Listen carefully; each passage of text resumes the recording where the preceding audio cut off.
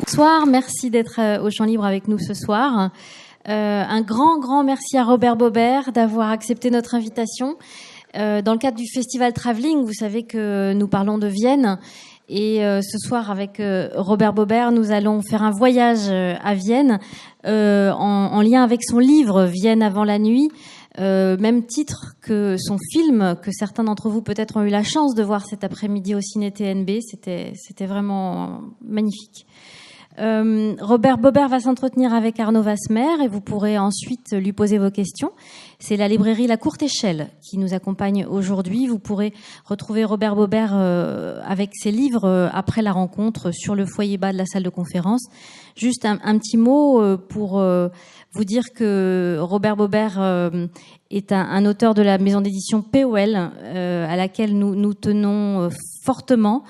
Qui est une maison d'édition qui est chère à notre cœur et je pense aujourd'hui à Paul et à Jean-Paul, voilà, qui sont avec nous à leur manière, tous les deux. Voilà, je vous remercie, je vous souhaite une bonne rencontre. Merci Astrid. Eh bien, bonsoir à toutes et à tous et donc ravi de vous retrouver pour cette rencontre avec Robert Bobert. Avant de vous présenter, une petite question pour savoir comment nous allons parler de Vienne avant la nuit. Qui a vu le film ? Une moitié à peu près. Donc voilà, on va essayer de prendre en compte l'ensemble des gens qui sont ici présents. Vous êtes Robert Bobert, né à Berlin. Vous avez exercé plusieurs métiers, parmi lesquels tailleur, potier, éducateur. Vous êtes rentré par le cinéma en étant l'assistant de François Truffaut avant de réaliser vous-même vos films, principalement des films de documentaires. Depuis une vingtaine d'années, vous êtes également écrivain et on a vu à l'entrée de la salle qu'il y a beaucoup d'ouvrages que vous avez signé, beaucoup de livres et de films d'ailleurs qui ont comme sujet commun celui de la mémoire de l'après-guerre, des conséquences du génocide, de la possibilité de vivre et parfois de prétendre au bonheur. C'était présent dès le premier livre que vous aviez publié, Quoi de neuf sur la guerre, autour d'un atelier de confection pour dames à Paris en 45 et 46. Une partie des personnages partageaient à la fois cette mémoire et ces interrogations sur la vie qu'ils allaient pouvoir mener après. C'était présent ce sujet à nouveau dans votre livre Berg et Beck, un roman où vous racontiez votre histoire personnelle, celle d'enfants juifs ayant survécu à la guerre. Cette histoire personnelle et familiale mêlée à vos années aux côtés de Truffaut et à vos films. Vous y êtes revenu en 2010 avec un livre au titre qui porte déjà tout un imaginaire. On ne peut plus dormir tranquille quand on a une fois ouvert les yeux. Et puis cet automne, vous avez remonté plus loin votre mémoire pour raconter l'histoire familiale jusqu'à votre arrière-grand-père qui se nommait Wolf Leib Frankel. Né en Pologne, il a voulu émigrer aux États-Unis en 1900, mais il n'a pas réussi à passer la porte d'entrée qui était l'île d'Ellis Island. Il est revenu en Europe où il s'est installé à Vienne, où il est mort en 1929, 2 années avant votre naissance. C'est donc une histoire familiale, une histoire de souvenirs imaginaires et un mot qui est extrêmement présent et dans le film et dans le livre, c'est le mot de trace qui vous est important et qui est un fil conducteur à ces 2 œuvres. Une histoire aussi des Juifs et de l'antisémitisme en Autriche et puis une histoire sur la Vienne des écrivains que vous racontez donc dans ce livre dont on va voir la couverture. Voilà, si on peut voir la première image, la voici donc Vienne avant la nuit, donc sorti en octobre et puis un mois plus tard le film qui porte le même titre, Vienne avant la nuit. On vous expliquera pourquoi cette image pour raconter cette histoire avec ces biches aux côtés de ces tombes. Mais la première question, c'est de savoir pourquoi aujourd'hui, à ce moment de votre vie, à ce moment de votre activité d'écrivain et de documentariste, que vous avez choisi de remonter cette histoire familiale. Alors juste avant de vous répondre, bonsoir, pardon d'abord. Juste avant de vous répondre, vous avez raison quand vous dites que beaucoup de mes films, de mes livres ont trait à ce qu'on appelle la mémoire. Mais j'ai fait la plupart des documentaires que j'ai tournés sont des documentaires avec Pierre Dumayet, qui sont des documentaires sur des écrivains essentiellement. Donc il y en a plus sur les écrivains que sur les problèmes de mémoire, même si parmi les écrivains choisis, surtout par Pierre Dumayet, la mémoire n'était jamais très loin. Alors maintenant, je vais répondre pourquoi je suis monté si loin. Si j'étais paresseux, et ça m'arrive d'être paresseux, je dirais qu'il n'y a qu'une seule réponse, c'est parce que il est grand temps, à l'âge que j'ai, 86 ans, de m'intéresser à ce qui s'est passé bien avant ma naissance. Dans quelque temps, il sera trop tard. Donc, c'est une forme de réponse qui n'est pas une manière d'éviter. Non, parce que je ne sais pas si vous vous souvenez de la dernière phrase de votre livre. Oui. Je suis grand-père, donc voilà. C'est aussi une histoire à transmettre. Voilà, donc la boucle est pratiquement bouclée. Je ne serai pas arrière-grand-père, mais bon, grand-père, c'est déjà très bien. Ceux qui sont dans la salle grands-parents doivent savoir le bonheur que c'est. Et alors, je ne savais pas. Alors, vous avez dit, j'ai fait plein de métiers. J'ai été tailleur. Bon, j'ai quitté l'école très tôt. Certificat d'études primaires, qui était un examen important pour ceux de ma génération, de la génération d'avant, parce que c'est l'examen qui permettait de rentrer dans le monde du travail. Et la plupart des garçons et des filles de 13-14 ans qui passaient des certificats d'études étaient plus nombreux que ceux qui allaient passer le bac. Et donc je suis rentré dans le monde du travail comme tailleur. Alors il faut savoir que dans le monde juif, comme chez les Arméniens, comme chez d'ailleurs tous les peuples liés à l'exil, c'est un métier qui se fait facilement parce qu'on peut se déplacer dans n'importe quel pays. Il suffit d'avoir une machine à coudre et on peut y aller, puisqu'on peut découper les vêtements, les repasser sur la table de la salle à manger. Ça se travaille, c'est un travail qu'on peut faire à la maison, là où on habite. D'ailleurs, quand j'étais tailleur, j'allais dans un appartement où les enfants couraient au milieu des machines à coudre, des mannequins, etc. On était dans une famille. C'est très important. C'est quelque chose qui m'a nourri autant que les films que j'ai vus, certainement. Mon hésitation vient du fait que j'ai la mauvaise habitude d'ouvrir beaucoup de parenthèses. D'accord, donc je suis là pour vous ramener au poursuivre la conversation. Et n'osant plus la fermer, nous oublions à quel moment j'ai ouvert la parenthèse. Non, mais c'était le pourquoi ce film aujourd'hui dont vous racontez. Mais en vous disant ça, c'est aussi une manière de répondre. Voilà. Donc, et j'ignorais que tout ce monde, donc être tailleur après la guerre, dans des ateliers où la moitié se considérait comme des survivants, c'est quelque chose qui marque définitivement, surtout un adolescent. Et donc je fais d'autres métiers, éducateur, c'est parce que quand j'étais en colonie de vacances après la guerre, il y avait autour de moi des enfants. Bon, j'ai eu la chance d'avoir mes parents, donc de rentrer dans une famille, des enfants qui restaient parce qu'ils n'avaient nulle part où aller. Ça a été la première maison d'enfants dont les parents avaient été déportés, qui n'étaient pas revenus.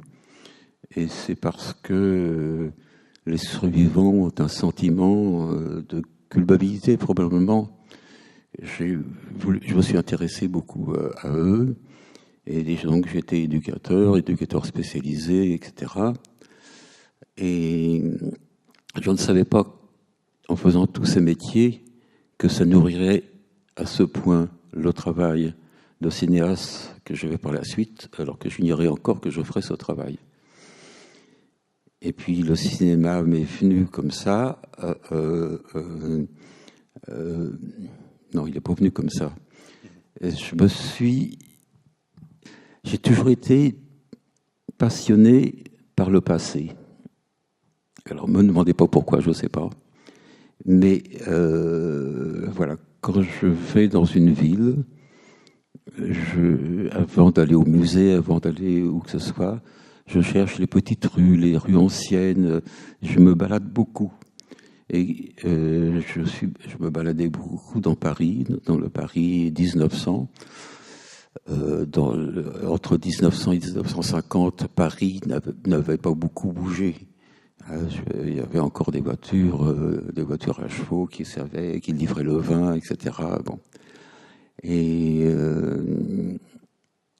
en me baladant par hasard, j'ai vu des photographies de Doisneau, de Willy Ronis. Et j'ai découvert une autre photographie que celle que je connaissais, qui étaient les photographies de vacances. Vous savez, les petites photographies à bord dentelé, comme ça, où on se tient tous par les épaules face à l'objectif. Et ces photos de gens que je ne connaissais pas me racontaient une histoire. Et une histoire de gens que je pouvais voir, les métiers, les rues, etc. Et je me suis passionné pour la photo et j'ai vu un jour un film, 14 juillet, de René Clair, film de 1932 ou 33, je ne sais plus. Et ce que j'aimais dans les photographies était là au cinéma, ça racontait une histoire. Je me suis rendu compte un peu plus tard que les photographies aussi racontaient des histoires. Mais tout ça, on l'apprend petit à petit, ça serait trop simple de tout apprendre d'un coup. Et du coup, j'ai commencé à voir tous les films de cette période et qui m'ont permis, parce que j'étais ce qu'on appelle un cinéphile et comme j'avais été éducateur, ça m'a permis de travailler avec Truffaut. Voilà. Toutes ces choses-là sont importantes pour savoir pourquoi je me suis intéressé à cet arrière-grand-père. C'est que j'ai appris à travers tous ces métiers que j'étais arrivé à un moment d'une histoire où il y avait tout ce qui m'avait précédé. Et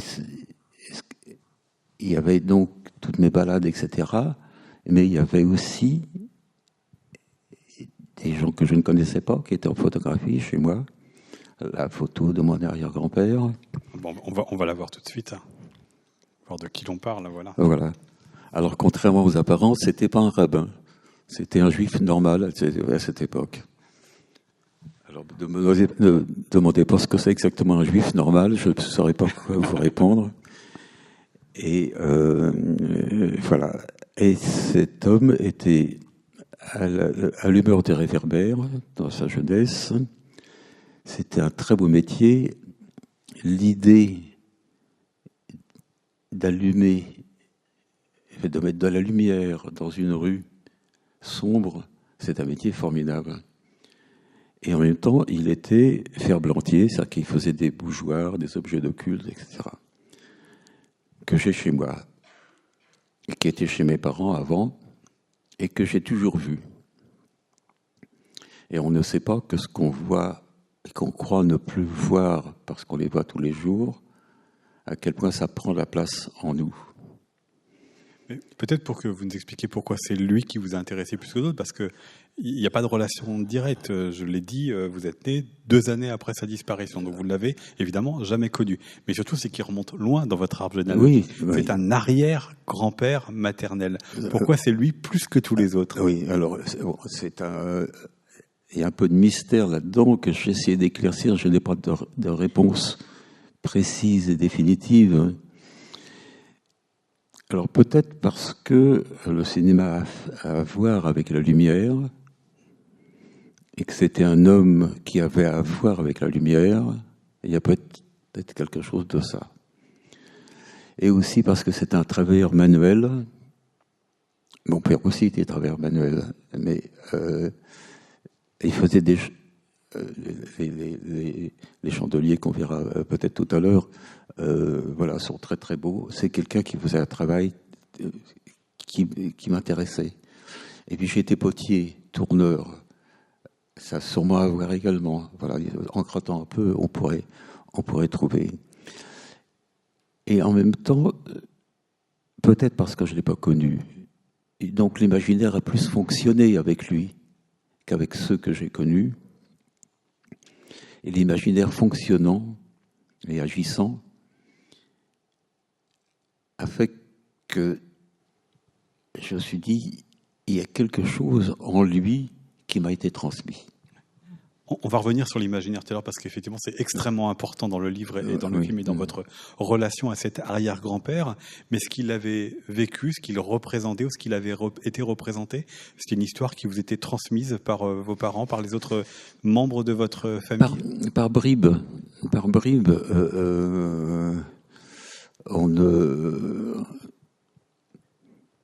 Les immigrés, leur principal souci en arrivant dans un autre pays, d'abord le souci de se reconstruire. Et donc le présent est plus important que le passé. Alors les intellectuels peuvent tourner autour de ça. Mais quand il faut gagner sa vie, le présent, voilà, oui. Parce que je vais citer la phrase qui ouvre et le film et le livre, qui est une citation du film de Max Ophuls, adapté de la pièce d'Arthur Schnitzler, La Ronde. Donc on est en 1900, nous sommes dans le passé. J'adore le passé. C'est tellement plus reposant que le présent et tellement plus sûr que l'avenir. Voilà. Qui explique votre goût pour le passé. Donc pour moi, cette phrase est essentielle. C'est tiré de La Ronde de Schnitzler, mais ce n'est pas dans la pièce de Schnitzler, c'est Max Ophuls, puisque Schnitzler est mort en 1931. Il ne pouvait pas imaginer ce que serait l'avenir. Et Ophuls ayant fait l'adaptation de La Ronde en 1950, exilé plusieurs fois d'Allemagne en France, de France en Allemagne, quand il est revenu en France et qu'il a tourné la Ronde, il a ajouté dans la bouche des meneurs de jeu, qui n'est pas non plus dans la pièce de Schnitzler, cette phrase essentielle. D'où effectivement le rapport au passé. Donc j'en étais à ma question sur ce qui vous avait été transmis. Donc vous racontiez des bribes, mais des bribes aussi que vous aviez racontées. Je vous propose une autre photo. Vous voici en 1979. À votre droite, c'est Georges Perec, que vous avez bien connu. Et ensemble, vous avez tourné un film qui s'appelle Récit au pluriel d'Ellis Island. Un film qui a suivi le moment où vous avez connu l'histoire, la tentative d'entrée aux États-Unis de votre arrière-grand-père. Oui. C'est-à-dire que, certes, l'histoire vous est arrivée par bribes, mais finalement, ce livre-là aussi, il a été entamé dans certaines de vos œuvres précédentes. Oui, j'y fais référence, et dans le film d'ailleurs aussi, on voit une séquence. Donc, il y avait cette photo de cet arrière-grand-père, sur lequel je me posais pas trop de questions, mais qui était là. Et puis, en 1976, Ellis Island, je lis dans le journal qu'Ellis Island est ouvert au public. Et Ellis Island, c'est quelque chose que je savais, non pas, j'avais pas lu dans un livre, dans un journal, je savais que c'était une histoire familiale. J'ai demandé à ma mère, donc la petite fille de Wolfgang Frankel, et c'est là qu'elle m'a raconté qu'il est parti. Alors elle m'a dit en 1900, depuis par Internet, j'ai appris que c'était en 1904, mais disons, 1900 c'est plus, voilà. C'est plus facile. Voilà. Et elle m'a raconté donc qu'il avait tenté l'aventure, qu'il était parti, qu'il s'est fait refouler à cause du trachome, et qui est revenu à Vienne, qu'on lui avait coupé la barbe. Elle n'a pas su me dire s'il a été obligé de se couper la barbe lui-même sur l'influence des autres pour avoir l'air plus moderne, ou si on lui a coupé la barbe pour avoir l'air plus moderne, pour être sûr d'être accepté. Mais elle m'a dit, je sais qu'il avait pleuré. Voilà. Et ce qu'elle m'a dit, comme avec Perret, qu'on cherchait un film à faire ensemble, parce que j'avais lu W.O. Sander en enfance, et lui, il avait vu un film que j'avais tourné en Pologne, et je me suis dit, ben voilà, c'est peut-être un film qu'on peut faire ensemble. Et donc, on a tourné les récits d'Ellis Island, et ce grand-père était déjà très présent. En tout cas, il a été le tremplin qui nous a permis de dire ce qu'on était et pourquoi on faisait ce film. Sans que ce que vous ayez vu soit ce que lui a vu, parce que ce que vous racontez par ce film aussi, ce sont des traces qui se sont effacées. Le Ellis Island porte d'entrée, vous c'est pas l'Ellis Island que vous avez vu. La même chose dans l'affiche et dans un moment important du film qui est le cimetière. Il y a des biches parce que c'est complètement déserté par les humains vivants et les tombes sont en partie recouvertes par des herbes folles. C'est ça aussi qui vous a intéressé, c'est d'aller voir les traces avant qu'elles ne disparaissent totalement. Oui, c'est plus de retrouver l'idée d'une tombe où il y aurait son nom inscrit. C'est très important, les noms. Et le cimetière, la tombe en yiddish, enfin, on le dit dans le film, se dit le bon endroit. Officiellement, un cimetière s'appelle la maison du monde. Mais dans l'intimité, en famille, on appelle ça le bon endroit. Et il est de tradition, à la fête du Grand Pardon, Yom Kippour, de se retrouver autour des tombes quand elles existent, de citer simplement le nom. Et on dépose une pierre, c'est la trace de notre passage. Voilà. Et ça, je voulais le faire. Et donc, c'est important, c'est pourquoi, dès que je dis pourquoi je vais là-bas, la première séquence, c'est trouver dans le cimetière. Imaginant bêtement que je trouverais comme ça, mais bien évidemment. C'est un peu plus compliqué. Tout en me disant, dans le fond, je ne trouverai jamais, mais pourquoi pas? Oui, parce que c'est plus compliqué, parce que ce que je disais, c'est que c'est un cimetière déserté par les humains. Oui, c'est ça. C'est cette chose très étonnante, en fait. Sauf de temps en temps, c'est un lieu de promenade, parce que il y a pas foule, quoi. Donc mais en hiver, il y a vraiment, je veux dire, il n'y a pas un chat. Non, il n'y a pas un chat, mais il y a des biches. Venons-en à l'imaginaire, parce que c'était aussi important pour reconstituer la vie de votre arrière-grand-père, et aussi de vous imaginer, c'est ça qui est un peu troublant dans le film et dans le livre, de vous imaginer finalement l'avoir connu, être un petit garçon à ses côtés qui vous emmène dans Vienne. Et là, peut-être 2 images pour commencer cette partie sur l'imaginaire. C'est l'importance des écrivains, je l'ai dit, c'est aussi l'importance des films qui vous ont permis de voir le Vienne que lui a vu et a arpenté. Voici, donc là on est sur le Pradel, qui est la grande étendue avec la fête foraine. C'est un film à nouveau de Max Ophüls, s'appelle Lettre d'une inconnue, adapté cette fois-ci de Stefan Zweig. On y voit ici Joan Fontaine et Louis Jourdan. Autre image de ce film quand il traverse le Pradel en train. C'est le genre de film qui vous a permis de vous imaginer à ses côtés? Oui, parce que ce qui est important dans les 2 images que vous venez de montrer, c'est que le prater que montre Ophüls dans Lettre d'une inconnue n'est pas le vrai prater, c'est un prater d'exil. Il est à Hollywood quand il l'a tourné à Hollywood. Et du coup, on est à la fois dans l'imaginaire, mais il y a plus de réalité peut-être.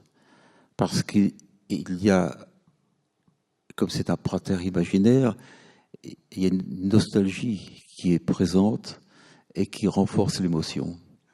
C'est pourquoi ce prater-là me paraît plus vrai que celui que j'ai vu. De même que le petit train que je montre après, voilà, on les voit derrière, c'est un décor en carton-pâte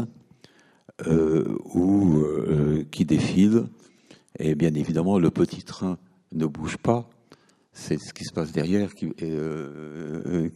bouge. Petite anecdote tout de même, quand j'ai fait le repérage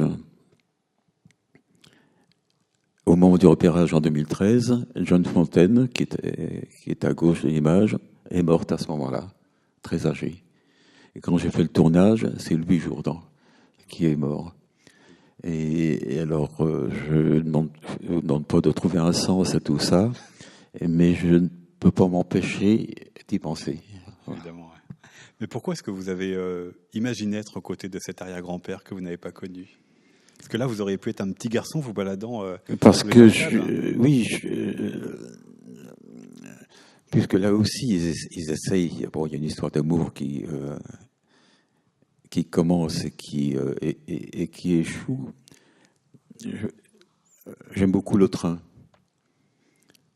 Il y a une phrase d'Audiverti que je vais essayer de me souvenir. Jacques Audiverti est un auteur de théâtre très, très important, malheureusement oublié, où il dit « On pourrait, que vous ensemble, comparer la marche du train à l'aventure de nos jours. » Et voilà, le train permet d'évoquer beaucoup plus que l'avion ou que la voiture, bien évidemment. Voilà, en principe, on risque pas d'accident. On peut prendre un bouquin, on voit le paysage, on peut évoquer des choses, on peut faire des rencontres. Voilà. Donc ça me paraissait, pour évoquer la vie imaginaire de mon arrière-grand-père, je trouvais que le train, c'était bien. Il n'y a pas que la vie imaginaire de votre arrière-grand-père que vous avez imaginé. Il y a vous à ses côtés, vous et lui vivant en même temps. Moi aussi. Moi, enfant, n'ayant pas connu, bien évidemment, mon arrière-grand-père, mais également mes grands-parents. Je n'ai pas connu mes grands-parents. Je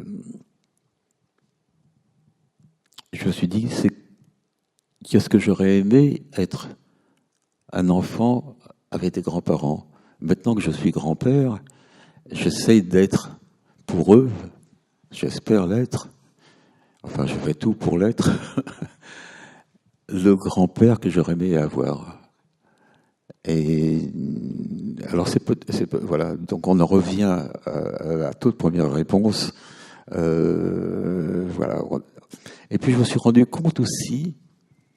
Moi, j'étais un lecteur tardif. Je croyais que la lecture, c'était réservé aux gens qui poursuivaient leurs études. Et donc, j'ai tout fait un peu en retard. C'est pourquoi je suis obligé de travailler encore pour rattraper le temps. Je devais avoir pas loin de 19 ans lorsque j'ai lu mon premier livre, croyant que les livres, c'était fait pour les gens qui vont à l'école, etc. Pourquoi moi, derrière une machine à coudre, je me serais mis à lire Balzac ou Stendhal ou Flaubert. Voilà. Donc tout ça est venu bien après. Et quand j'ai commencé à lire, il y a des auteurs dans lesquels je rentrais naturellement, sans effort. C'était Joseph Roth, c'était Stefan Zweig, c'était Schnitzler, sans me demander pourquoi. Et aujourd'hui, je me dis qu'à mon insu, et encore plus à l'insu de mon arrière-grand-père, c'est parce qu'il y a Vienne derrière tout ça. Est-ce que parfois il y a chez les auteurs que vous venez de citer un peu de votre grand-père ou un peu des rêves qu'il aurait réussi à concrétiser ? Je pense ici, vous l'avez cité en premier, à Joseph Ross, que vous citez dans votre livre et dans votre film avec son héros du livre Le poids de la grâce qui s'appelle Mendel Singer, qui lui aussi est parti pour essayer de vivre sur la terre rêvée, ce que votre grand-père n'a pas réussi à faire quand il a tenté son entrée aux États-Unis. Voilà. Est-ce que dans ces livres, vous avez trouvé ou cherché ce qu'aurait pu être votre grand-père, votre arrière-grand-père ? Oui, quand j'ai lu Le poids de la grâce, j'ai eu même envie de faire une adaptation au cinéma de ce. Je venais de faire les récits d'Ellis Island, donc le repérage était fait. Et puis, j'en avais commencé l'adaptation avec un auteur dramatique qui est un vieux copain, Jean-Claude Grimbert. Et puis on s'est dit, bon, on a commencé, mais il faudrait savoir si les droits sont libres, parce que c'est pas la peine de... Alors, on le pensait pour la télévision. Et on a demandé à la télévision si les droits étaient libres. Alors, on nous a dit, on va se renseigner. Alors on s'installait à un café où Joseph Roth allait, rue de Tournon, le café de Tournon. On se disait, c'est un lieu qui va nous inspirer, surtout que Joseph Roth, si on le connaît un peu, c'est quelqu'un qui buvait plus d'alcool que d'encre à stylo, qu'il mettait d'encre à stylo sur ses papiers. Alors, je saute quelques images, on y reviendra après. Voici ça tombe, avec une bouteille d'alcool dessus. Ouais, alors ça, c'est une anecdote que je vais faire une parenthèse. Voilà. Quand j'ai repéré, alors il est enterré au cimetière de Thiais, à côté de Paris. Et à côté de Paul Celan, en tout cas qui est pas loin dans le cimetière. Voilà. Et puis donc, je vais repérer, et il y a donc les pierres là dont je vous ai parlé, et il y a cette bouteille d'alcool. Et je me dis, c'est formidable qu'il y a cette bouteille d'alcool. Donc j'ai fait la photo. Et peu de temps après, il y a peut-être la plus grande spécialiste de Roth qui habite Vienne, Victoria Lonzer, qui a fait un très bel album sur Roth. Elle donne une conférence à Paris, je vais la voir, et puis je lui raconte que j'ai vu il y a quelques jours une bouteille d'alcool, et elle me dit, elle y a encore? Je dis, pourquoi vous l'avez vue? Elle dit, c'est moi qui l'ai déposée il y a 6 mois. Voilà. Il faut donc imaginer le respect que peuvent avoir les lecteurs de Joseph Roth pour voir une bouteille d'alcool, et je vérifie, elle n'était pas commencée. Mais quand j'ai fait le tournage, elle n'y était plus. Enfin bon, on ne peut pas trop en demander non plus. Mais pendant 6 mois, elle est restée là sans que personne n'y touche. Voilà, c'était une preuve d'amour extraordinaire. Bon, ça c'était la petite parenthèse. Voilà. Pour réintégrer vous étiez en train d'expliquer que vous aviez le projet d'adapter Le Poids de la Grâce. Voilà, pour répondre à ma question, qui était de savoir si dans ces livres-là, vous cherchez les traces de votre grand-père. Autre petite anecdote, donc et quelques jours après, on nous dit les droits ne sont pas libres. On a dit, ah bon, qui est-ce qu'ils ont pris? C'est l'Australie. On dit, l'Australie, qu'est-ce qu'ils ont été faire les Australiens avec cette histoire? Et on n'arrive pas à comprendre pourquoi ils s'intéressaient à Roth. Et d'un seul coup, j'ai pensé que la personne qui avait vérifié, elle a vu Autriche se dire en allemand Österreich. Elle a traduit Österreich par Australie. Voilà, donc c'est pas les Australiens qui avaient les droits, mais l'Autriche. Voilà, c'était petite anecdote. Donc évidemment, on n'a pas pu adapter ce livre. Voilà, du coup, on n'a pas adapté. Voilà. Mais est-ce que vous l'avez lu, voilà, en imaginant ce que votre grand-père aurait pu faire, votre arrière-grand-père, pardon? Oui, parce que lui aussi, il y a cette tentative de partir de Pologne, etc. Enfin, c'est la même histoire. Enfin, une histoire multipliée par des centaines de milliers. Mais là, elle était écrite. Voilà. Alors, on n'a pas parlé tellement de Vienne, des raisons pour lesquelles votre arrière-grand-père, après avoir échoué à entrer aux États-Unis, est revenu, non pas en Pologne, mais venu s'installer à Vienne. Quelle est la raison? Et en plus, il est venu seul d'abord. Oui, alors en principe, à chaque fois qu'il y a une émigration, comme c'est souvent les milieux pauvres qui s'en vont, c'est le chef de famille qui part d'abord, ou l'aîné des enfants, espérant gagner suffisamment d'argent. D'après les rumeurs, en Amérique, on gagne tout de suite beaucoup d'argent. Et pour faire venir petit à petit chaque membre de la famille. Donc, il est parti seul, espérant faire venir... Le drame, c'est que pour la plupart des familles, il y en a qui sont partis juste avant la guerre de 14, et la guerre de 14 a tout arrêté. Et il se trouve que beaucoup, quel que soit le pays d'où ils venaient, se sont mariés aux États-Unis avec quelqu'un d'autre. Voilà, c'est bon. On ne va pas rentrer dans tous ces drames, on ne va pas s'en sortir. Et lui, quand il est revenu, alors j'ai cru qu'il était revenu à Vienne, le temps que sa barbe repousse, parce que pour un juif pieux, ne plus avoir de barbe, c'est la honte, c'est la preuve qu'on ne croit plus. Et donc il restait à Vienne, le temps que sa barbe pousse, et puis quand on voit sa barbe, on se dit ça a dû prendre quand même quelques semaines. Et il est arrivé donc à Przemyśl, son village de Galicie orientale, en disant on va plus en Amérique, on va à Vienne, c'est une ville formidable, etc. Et j'ai cru, quand j'ai commencé le film, que ça s'était passé comme ça. En fait, ça s'est passé presque comme ça, sauf que sur son influence, c'est pas lui qui est venu d'abord. Quand il a dit que Vienne est une ville formidable, ce sont ses enfants aînés qui l'ont précédé. Et lui est venu après, quand sa femme est morte. Les enfants lui disent, ne reste pas seul, viens, on est bien installé à Vienne, etc. Ceux qui restent en Pologne n'ont pas les moyens de... voilà. Mais un film, c'est aussi un moyen de connaissance. C'est bien, enfin, surtout un documentaire, c'est bien de montrer les choses comme elles nous parviennent en cours de route et ne pas commencer le film une fois qu'on sait tout.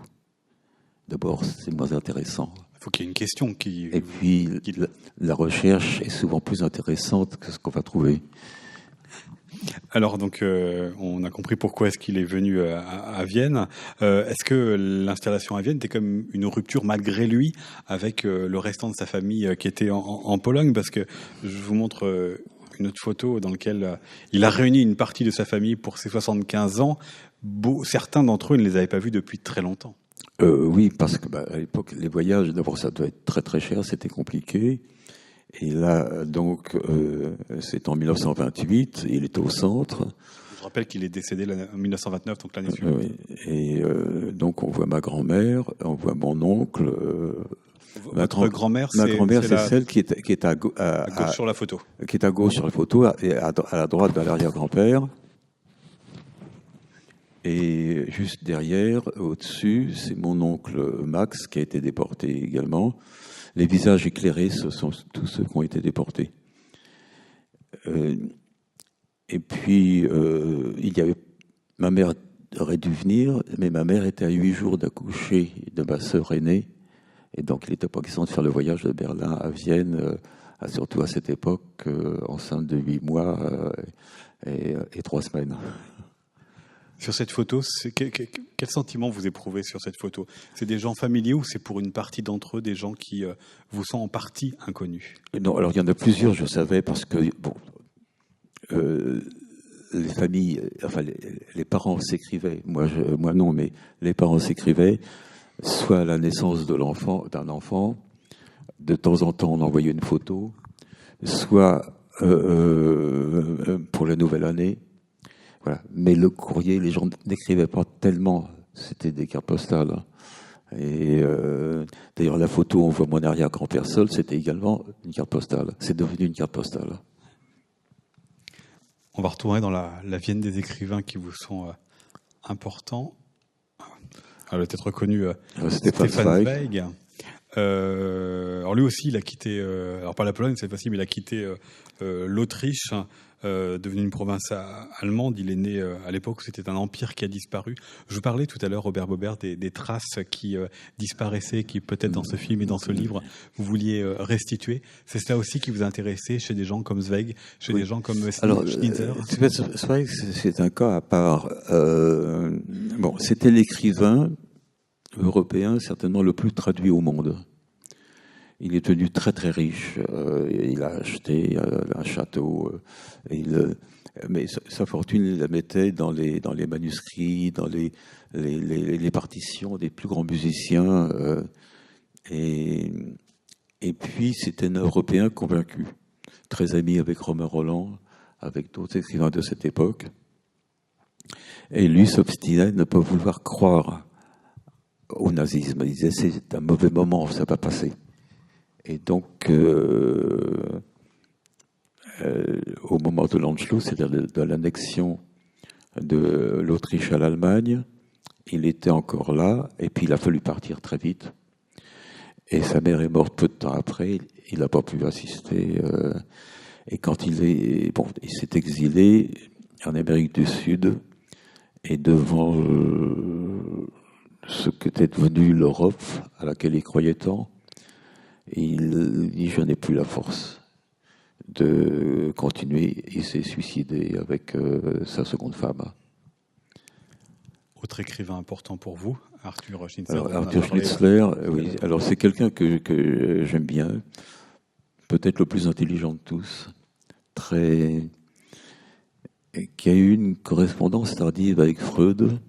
Je dis tardive parce qu'avant ils étaient tellement proches qu'ils pensaient que c'était pas la peine de s'en dire plus, et peut-être parce qu'ils se sentaient un peu rivaux. C'est-à-dire que l'un a fait au théâtre et en littérature ce que l'autre a fait dans la psychanalyse. Et voilà, c'est un auteur dont j'ai lu beaucoup de livres. Et puis il y a celui dont je me sens le plus proche, c'est Joseph Roth, certainement, parce que lui venait d'un milieu pauvre. Il venait de Brody, qui est une petite ville de Pologne, alors que les autres étaient des Viennois installés. Et il a quitté donc cette ville de Brody pour aller à Vienne. Il s'est engagé dans l'armée autrichienne en 14. Il portait une grande vénération pour François-Joseph, l'empereur. Le voici peut-être dans l'un de ses livres les plus connus, La marche de Radetzky. Oui, la marche de Radetzky. Alors ça, je vous conseille à tout le monde. C'est un des chefs-d'œuvre de la littérature du XXe siècle. C'est un livre formidable. Et poussé par moi, j'ai incité mes fils, bien sûr, mais d'autres aussi, très jeunes, à lire ce livre. Ils ont l'impression que ça parle encore d'eux, sur la rupture qu'il y a entre une génération et la suivante, quelle que soit la période. Est-ce que là, pour ces trois écrivains, il n'y a pas une rupture supplémentaire, qu'ils sont nés dans des pays, dans des identités qu'ils ont vues complètement disparaître? Attendez, je n'ai pas compris la question. Est-ce que ces écrivains ont en commun aussi, par rapport à la rupture entre générations dont vous parliez, est-ce que c'est pas encore plus important avec ces écrivains qui, contrairement à ceux qui les ont suivis, ont vécu des identités ou dans des pays qu'ils ont vu disparaître de leurs yeux? Oui. Zweig, il est en Amérique du Sud. Il dit qu'il a été autrichien, juif, écrivain humaniste, et qu'il n'existe plus rien. On considère qu'il s'est suicidé par l'alcool. Schnitzler est mort en 1931. D'autres ont émigré aux États-Unis avec plus ou moins de réussite, sauf Félix Salten qui a écrit Bambi, ce qui était la chance de sa vie, parce que il savait pas en l'écrivant à quel point ça serait un film universel. Et alors aussi, après coup, j'ai pour Félix Salten une grande tendresse, parce que mon petit-fils, enfin l'aîné des petits-fils, qui, comme beaucoup d'enfants, a vu Bambi, ça a été ses premières larmes cinématographiques. Il avait, je crois quel âge, 4 ans ou 5 ans. Il a regardé le film et à la fin, il était en larmes. Votre arrière-grand-père, donc, il est décédé en 1929, c'est-à-dire qu'il n'a pas vu ce qui a suivi, il n'a pas vu, il a vu ces cafés, mais il n'a pas vu ce qu'ils sont devenus avec les destructions, avec les inscriptions antisémites. Ça voulait dire quoi, être juif à Vienne du temps de votre grand-père, dans les années 1910-1920 ? Ça veut dire la même chose que ce qu'il y avait avant. C'est que alors, la plupart de la communauté, la plupart des juifs autrichiens vivaient à Vienne, hein, je crois 90% à peu près. Je dois avoir les chiffres là, mais enfin bon, c'est à peu près ça. Et Vienne est une ville de paradoxe, parce que c'est la première ville européenne où un maire antisémite, un antisémite dont les écrits ont inspiré Hitler, était maire de 1897 à 1910, date de sa mort. Karl Lueger. Il y avait avant lui von Schonerer également. Et en même temps, c'est le lieu où Theodor Herzl a inventé le sionisme politique. Et c'est le lieu où il y a eu le plus d'écrivains juifs. Et c'est un lieu où la plupart des stations de cure en Autriche étaient interdites aux juifs, où l'escrime était interdite aux juifs, parce qu'un juif n'avait pas le droit de se battre à l'épée, parce que normalement on se battait à l'épée pour sauver son honneur, comme ça se faisait à la fin du 19e, et les antisémites considéraient qu'il n'y avait pas, que les juifs n'ayant pas d'honneur, n'avaient aucune raison de se battre à l'escrime. Et alors, je ne sais pas si vous avez des photos des cannes, là, non, non, voilà. Alors, les cannes, peut-être que ici on peut le dire plus facilement, on peut les imaginer plus facilement. Elles ressemblent en partie donc on a au musée de Bretagne un espace consacré à l'un des procès de Dreyfus, et elles ressemblent aux cannes antisémites de l'époque. Oui, c'est-à-dire que la poignée et la canne, c'est le nez d'un juif. Voilà. Et paraît-il, toute l'aristocratie viennoise se promenait, à l'époque, on se promenait beaucoup avec une canne, qu'on en ait besoin ou pas, et la poignée, c'était le nez. Voilà. Et il y a un musée là-bas qui en a retrouvé une dizaine que j'ai filmé. Enfin, c'est dire que, voilà, il y avait à la fois l'un et l'autre. Et être juif, c'était être sans cesse renvoyé à cette identité-là, à cette identité-là tout court.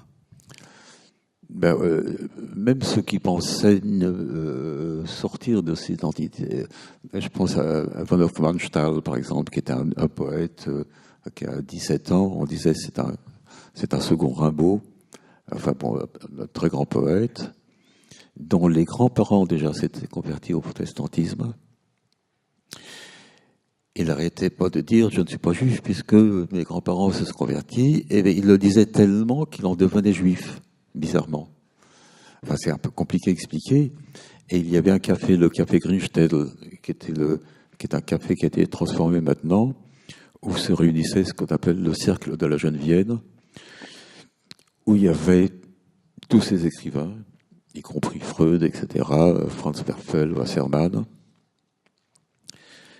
et Robert Musil, qui lui n'était pas juif, et von Hofmannsthal, avec Karl Kraus également, qui était un juif antisémite. Alors, je ne vais pas rentrer là-dedans, c'est trop compliqué. Et voilà. Et donc, on ne pouvait pas dire ils éprouvaient tous. Schnitzler disait « je suis autrichien, juif et allemand ». C'est-à-dire les origines, la langue et la nationalité. Voilà. Et il interdisait aux gens de lui reprocher une de ces trois choses. Il rajoutait aussi « je ne sais pas comment on fait pour cesser d'être juif ». Ça, c'est moi qui le dis. C'est vous qui le rajoutez. C'est cette question de l'identité qu'ils se sont posés. Oui, non, mais parce que beaucoup de gens disent il suffit de se convertir. Ben non. Parce que s'il suffit de se convertir, ça réduirait le fait d'être juif à une religion. Mais on peut être juif sans être religieux pour autant. Voilà. La culture également. Alors, voilà, donc, on retrouve la photo de votre arrière-grand-père. Je voudrais que vous nous racontiez cette photo-là. Comment vous l'avez retrouvée? Alors, cette photo-là, elle était chez moi. C'est celle-là qu'on voit avec à la fois en hébreu et en allemand. Bonne année. C'est donc le photographe qui était un gendre pas le gendre, qui était le petit, qui était le mari d'une petite fille de lui, et qui a fait cette photo et qui l'a envoyée. Il l'a envoyé à tous les membres de la famille aux États-Unis, à Berlin, puisque mes parents étaient à Berlin à l'époque. Et donc, j'ai toujours vu, et j'ai eu l'émotion sur laquelle je vais passer très vite, au musée là-bas, en regardant des photographies qui avaient été récupérées après la nuit de cristal, où toutes les synagogues de Vienne, sauf une, ont été brûlées. La communauté juive, dans les ruines fumantes encore, ont ramassé tout ce que des bougeoirs, des chandeliers, des torahs à moitié brûlés, d'autres encore. Ils ont tout récupéré, caché. Ça a été retrouvé et mis au musée. Et parmi les photographies retrouvées, j'ai vu celle-là. Évidemment, grande émotion. Comment ? Grande émotion, évidemment. Ah oui, ça c'est pourquoi je passe vite, parce que vite, ouais. Comme les larmes ont aussi de la mémoire, donc voilà. Très bien. Peut-être poursuivons avec un pas de côté quand même, parce que on a parlé de votre arrière-grand-père, on a parlé de vous, même si on vous a pas encore vu à l'image, parce que si vous êtes présent dans les images du film, vous l'êtes pas dans celle du livre. Il y a quand même quelques générations intermédiaires, voilà, au moins pour qu'on voit vos parents. Ça, ce sont mes parents à Berlin, peu de temps après leur mariage. Et voilà, ils se sont connus adultes. Enfin, parce que mon père est venu, né en 1903, je crois qu'il est venu en 1925 à Berlin, et cette photo doit être entre 25 et 27, certainement. Avoir travaillé sur ce livre et sur cette histoire passée, est-ce que ça vous a aussi interrogé sur le présent, sur la question de la considération des Juifs, de l'antisémitisme, et notamment dans l'Autriche, dans Vienne, puisque dans votre livre, vous citez un large extrait d'une pièce de Thomas Bernhard qui date de 1988, dans lequel il raconte un couple qui a dû quitter l'Autriche à un professeur. Un professeur, voilà, et qui revient 50 ans plus tard et qui s'y donne la mort parce qu'il considère que l'antisémitisme est peut-être plus présent aujourd'hui, en 1988, que 50 ans plus tôt. Il était à la fois lucide et pessimiste, et Thomas Bernhard savait qu'il était très malade, il savait qu'il allait mourir peu de temps après, donc il a écrit cette pièce. Et je pense pas que l'Autriche est plus antisémite maintenant qu'avant la guerre, mais le fait qu'on puisse continuer à être antisémite après la Shoah, c'est ça qui lui était insupportable. Et toujours dans ces questions de regard sur l'actualité, est-ce que ce livre et ce film vous ont aussi permis d'interroger quelle place a cette histoire de l'antisémitisme, quelle place a cette histoire de la Seconde Guerre mondiale chez les Autrichiens d'aujourd'hui ? Eh bien, les Autrichiens, on a du mal à le savoir. Le film a été présenté à Vienne le 2 février, avec beaucoup de succès, mais c'était des gens acquis, non pas à la qualité du film, mais acquis au sujet. Et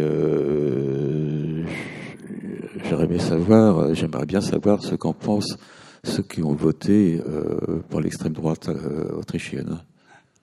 Vous avez posé la question, parce qu'il y a des images, alors là on ne les montre pas là, mais qui sont dans le film, des images vraiment contemporaines, dans lesquelles on a vu un café, mais les cafés sont extrêmement importants, et vous y allez aussi pour filmer. Est-ce que vous avez posé la question aux gens qui étaient dans les cafés, de savoir comment est-ce qu'ils... C'est-à-dire que j'ai fait une tentative, c'est-à-dire que comme les journaux se lisent beaucoup à Vienne dans les cafés, beaucoup plus qu'en France, on trouve tous les journaux du jour, pas seulement localement, mais même les journaux anglais, étrangers, et qui sont accrochés, on les décroche comme ça, ils sont maintenus, je sais pas comment ça s'appelle, des espèces de grandes pinces, comme des trombones géants, et on lit ça en prenant un petit déjeuner. Le petit déjeuner en Autriche, ça dure 1 heure. Hein.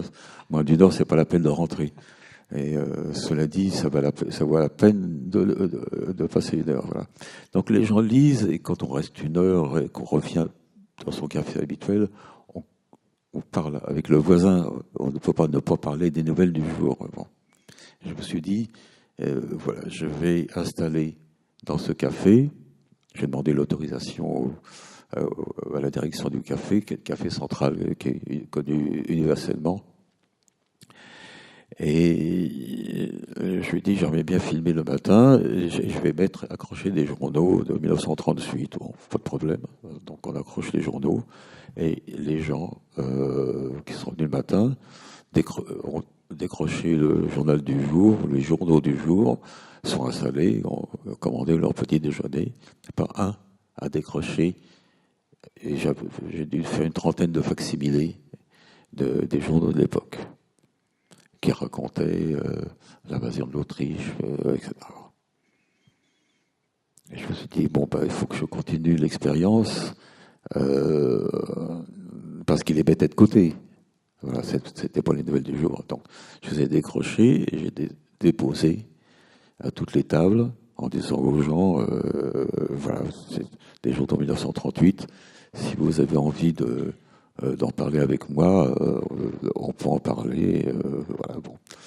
Alors oui, bon, on verra. Voilà. Ils ont déjeuné, ils ont lu leur journal du jour. Il y en a qui ont pris les journaux de l'époque. Ils les lisaient, il semblait attentivement, mais pas un n'a manifesté le moindre désir de demander pourquoi je fais ça. C'est très parlant, ce silence.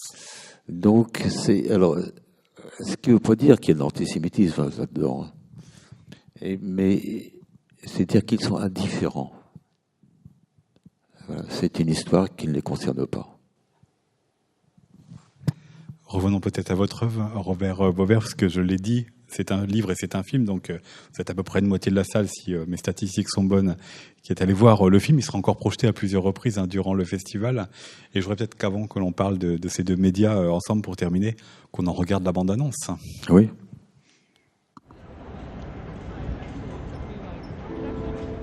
Cette voie de chemin de fer qui m'amène à Vienne est vraisemblablement celle que mon arrière-grand-père maternel a empruntée il y a un peu plus d'un siècle.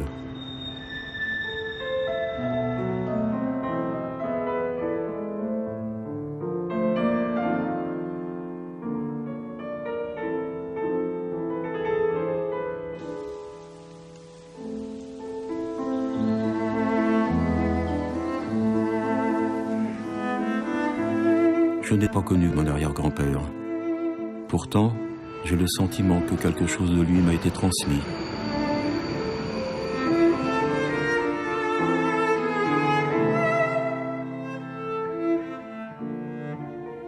Être confronté aux souvenirs qui précèdent ma naissance, et comment dire, oui, peut-être obliger les morts à être encore présents.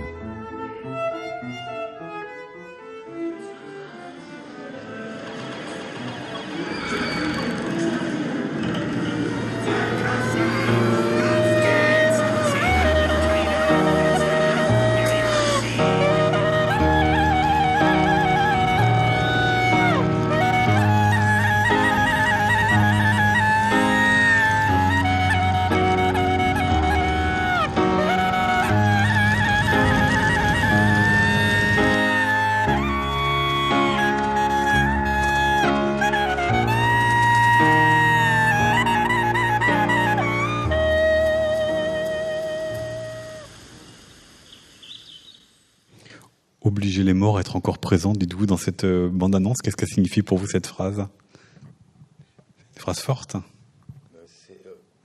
Être encore présent en nous. Et on peut pas, j'arrive pas à imaginer que quelqu'un puisse dire le passé ne m'intéresse pas, parce que comment vivre le présent et comment surtout construire son avenir dans l'ignorance du passé. Donc cette histoire, cette enquête sur cet arrière-grand-père et sur donc vous-même. C'est plus une quête. Une quête, oui. Le mot est mieux. Ouais. Vous en avez fait donc un livre et un film. Pourquoi avoir choisi ou ne pas choisi justement lequel des deux supports allait porter cette histoire? Pour moi, je faisais un film, ignorant qu'il y aurait un livre après. Et c'est Paul Chkovsky-Lawrence qui était mon éditeur. Et quand il a vu le premier montage du film, il m'a dit il faut absolument en faire un livre après. Alors je lui ai dit tu me laisses finir le film tranquillement et puis on verra pour le livre après. Et donc j'ai travaillé beaucoup une fois que le film a été terminé. Alors il se trouve qu'il y a des gens qui lisent le livre avant de voir le film ou inversement. Je ne saurais pas dire ce qu'il faut faire. Il y en a qui font des allers-retours comme ça. Mais ça, il faut laisser les spectateurs et les lecteurs choisir. On ne va pas expliquer le titre, Vienne avant la nuit, puisque vous avez rappelé la question des lumières, je crois que c'est clair, des objets, voilà aussi que faisait cet arrière-grand-père et que vous avez conservé. Mais peut-être une dernière question avant les vôtres. Une fois donc vous avez mis le point final à votre livre, quel sentiment vous avez éprouvé? Le sentiment par rapport à quoi? Par rapport à l'histoire, à la quête que vous veniez de mener. J'ai eu le sentiment de faire mon dernier film déjà et de faire le point avec un dernier livre qui serait l'histoire de rencontres, des rencontres que j'ai faites pendant toute ma vie. Merci beaucoup à vous et je vous propose donc de poursuivre avant vos questions.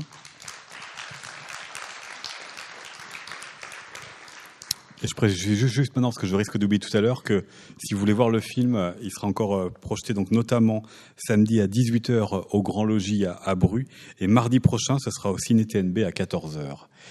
Qui souhaite poser une première question?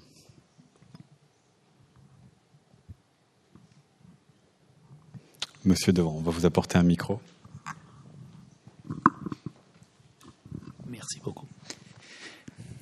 vous avez évoqué le fait que votre arrière-grand-père était issu d'une région, la Galicie, qui, à l'époque, me semble-t-il, était, comme de nombreuses provinces légèrement éloignées de la monarchie Kaonka, vue comme assez arriérée. Donc, cette venue à Vienne de vos familiers a-t-elle généré une espèce de césure entre la famille qui était dans la ville impériale évoluée et puis les restés au pays qui vivaient une vie différente? Oui, alors pour pouvoir vous donner une réponse précise, il aurait fallu que je sache à quel moment et dans quel ordre sont venus petit à petit les enfants. Alors, de toute façon, Przemyśl, qui est à côté de... Alors, selon les périodes, ça s'appelait Lvov, Lemberg, et maintenant Lviv, puisque c'est l'Ukraine, appartenait à l'Empire austro-hongrois. Et la Galicie était une partie pauvre de la Pologne. Et des familles très nombreuses. Selon les sources, mon arrière-grand-père aurait eu entre 11 et 16 enfants, dont plusieurs fois des jumeaux. Et donc, dans ces cas-là, il faut surtout penser à la grand-mère. Et, enfin, ou à sa femme, si vous voulez. Et en regardant à la loupe attentivement la photo de famille là, qu'on vous a montrée, il y a des hommes qui ont un col cassé comme ça se faisait à l'époque, je suppose, qui sont venus les premiers, pas tout de suite, mais peut-être juste après la guerre de 14. Et même par Internet, je n'ai pas pu le savoir très exactement. Et puis en même temps, comme je voulais pas non plus faire un film sur la généalogie, je me suis dit c'est pas hors propos, mais c'était pas mon souci. J'espère que mes enfants ou mes petits-enfants, maintenant que tout ça est sur Internet et qui manipulent ça 20 fois mieux que moi, pourront faire ce travail. Nouvelle question ? Monsieur tout en haut.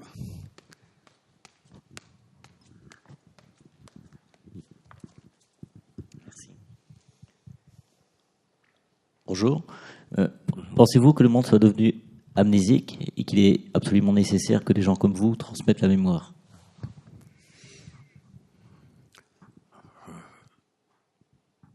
Comment répondre sans prétention, dire qu'il faut qu'il y ait des gens, qu'il est nécessaire qu'il y ait des gens comme moi, c'est difficile.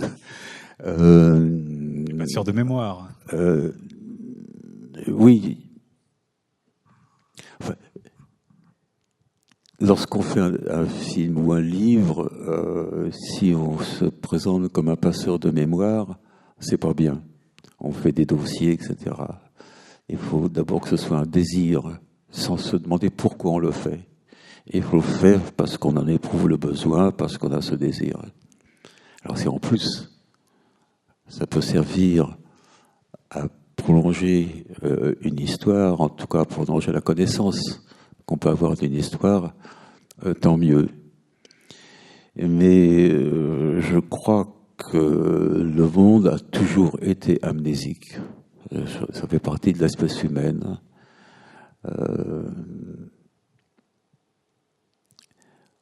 Après la Shoah, on disait plus jamais ça. Bon. Et puis il se trouve que depuis 1945, il n'y a pas eu un jour où il n'y a pas eu la guerre quelque part dans le monde. Alors, j'avais mis en exergue dans mon premier livre un titre que j'avais vu dans un journal à la Libération de la France, un journal qui s'appelait Franc-Tireur, un titre, le 8 mai 45. Alors je ne sais pas quel personnage génial qui a eu cette idée. Il avait mis en exergue, en tête du journal, la guerre est finie, mais surtout ne le répétez pas. C'est une prémonition incroyable, voilà. Et j'ai pensé que ça serait bien de le mettre. Voilà, quand on voit comment les réfugiés sont traités, comment en Syrie, il y a des centaines d'enfants qui meurent sans que le monde puisse faire quoi que ce soit. Au mieux, on demande une trêve. Qu'est-ce que vous voulez que je vous réponde ? Ce qui ne veut pas dire qu'il faut baisser les bras, hein, bien sûr. Une nouvelle question ? À droite. Bonsoir. Vous avez évoqué quelque chose dans le film que j'ai trouvé très dur. Vous avez dit que quand vous êtes arrivé à Vienne, au moment où vous faisiez l'enquête, vous avez essayé de joindre des gens de la famille, savoir s'il restait des descendants de la famille de votre arrière-grand-père, que vous avez contacté, vous avez eu connaissance de quelqu'un qui était votre cousin, votre petit cousin lointain, que vous l'avez contacté et qui vous a dit que non, il n'avait pas envie de vous voir parce que il avait rejeté la religion et la culture juive. Je voulais savoir si depuis, il y a eu des choses qui sont passées avec cette famille qui existe en Autriche, depuis que le film s'est fait, depuis que vous avez sans doute mis des choses sur Internet, ou est-ce que peut-être que cette personne vous a dit ça parce qu'il est d'une génération comme la vôtre, mais ses enfants, ses petits-enfants ont besoin peut-être de savoir, voilà, je voulais savoir s'il y avait eu des choses qui s'étaient passées depuis. Alors, j'aimerais bien le savoir aussi. Mais, alors, il ne me l'a pas dit directement. Il l'a dit à la personne qui a retrouvé son adresse, qui lui a dit avoir été traumatisé par la guerre, qu'il avait décidé, une fois adulte, c'est quelqu'un qui doit avoir 1 an ou 2 ans de plus que moi, il a décidé de ne plus être juif et qu'il avait détruit chez lui tout ce qui pouvait le révéler. Et il avait tapé un texte qu'il avait donné à la personne qui l'avait contacté pour me le donner et que je le signe en disant je ne mentionnerai jamais l'existence de ce cousin et faute de quoi je lui ferai un procès. Alors bien évidemment je n'ai pas signé ce texte. Je me suis dit bon bah tant pis, ce cousin que je croyais avoir, il est là. Mais je suis persuadé, bon, le film est sorti donc il y a 15 jours en Autriche. Je ne sais pas s'il va en avoir l'écho. J'espère. J'espère surtout que ses enfants le verront. Parce que je crois qu'on est toujours rattrapé par l'histoire et qu'un jour ses enfants voudront en savoir un peu plus sur qui étaient ses grands-parents, par exemple. Je ne sais pas comment il va s'en sortir. Voilà. Moi, je crois qu'il est difficile. Voilà, comme je ne sais pas comment on fait pour cesser d'être juif, je ne sais pas comment il va se débrouiller. Une autre question ?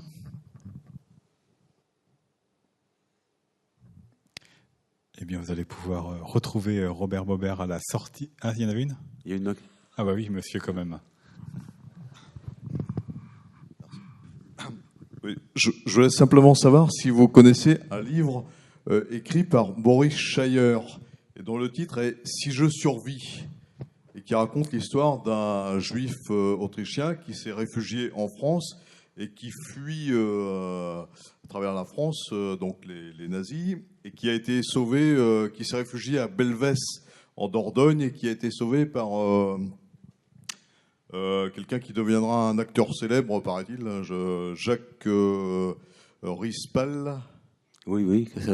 Vous connaissez le livre Non, oui. Enfin, Jacques Rispal est un comédien. Oui. Jacques Rispal est un comédien de théâtre surtout, était un comédien de théâtre. Le livre, je l'ai chez moi. J'ai pas encore eu. Si vous saviez le nombre de livres qu'on m'a conseillé depuis que j'ai fait ce film, je me suis dit, j'ai lu je ne sais combien de livres avant de le faire, en me disant il y a toujours un endroit qui va m'aider, etc. On en lit toujours plus.